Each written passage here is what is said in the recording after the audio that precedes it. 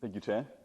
Dear Commissioner, dear colleagues, I'm still in shock from this morning's attack on our rule of law and also on our institutions by extension. So excuse me if I'm still quite grappling with this, especially also because good institutions are really the solid rock on which we stand. So they are extremely important and a source of and the first-line defense for our prosperity and our progress of our continent. And good institutions allow us all to negotiate our different ideas, our different interests and preferences, and decide a common political direction. They provide judgments, solve conflicts, discover fraud, and fight villains who selfishly seek to profit of the community. Whereas bad institutions, on the other hand, allow that a small number of foul apples put their own power and money above the progress of the many. Bad institutions turn a blind eye on fraud and corruptions, and bad institutions open the door to state capture, inaction, and inequality of citizens in front of the law.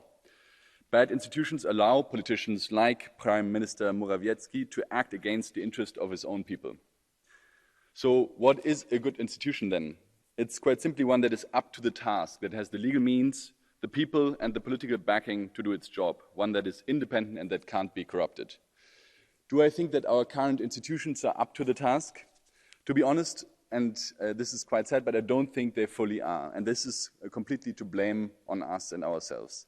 Despite massive changes in the world and great new challenges for the EU, national governments have not reformed the EU since the treaty change in 2007, and the Council continues to block more better decision-making.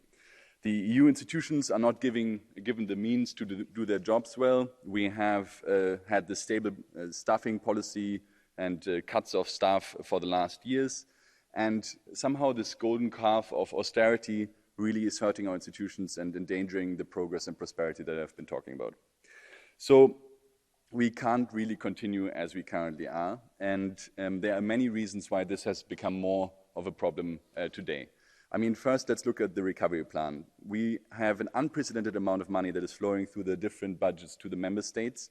Hundreds of people are needed to really look in the various institutions to supervise the planning, to monitor the spend of money, and to organize the flow of it. And Corona has also seen a vast increase in capacities to try to basically grapple with the situation. We have Brexit and all the difficult procedures at our borders, and we obviously need to fight climate change where more resources are needed. So, Mr. Resident, I have been tasked to defend the Commission's budget, but also the other institutions' budgets against, again, indiscriminate and horizontal cut, and I wanted to use the opportunity to thank the fellow shadows for the great cooperation that we had in coming up with Parliament's position on these matters. So despite all these challenges that I have been outlining, the Council did not come up with a better and more, let's say, detailed view on where we stand, but really tried to just go for stable staffing, austerity, and always the same old narrative. But today, Madam Minister, when we start formally also our discussions about the budget, I would ask you to potentially take into account all these factors that I've been mentioning and not just see these numbers, but also the tasks that stand behind them, because they are quite important and we need to save our institutions. So to say it with a little more fun words, to stop villains getting fatter, let's make our institutions matter. To rebut the Polish letter, let's make our institutions better. Thank you very much.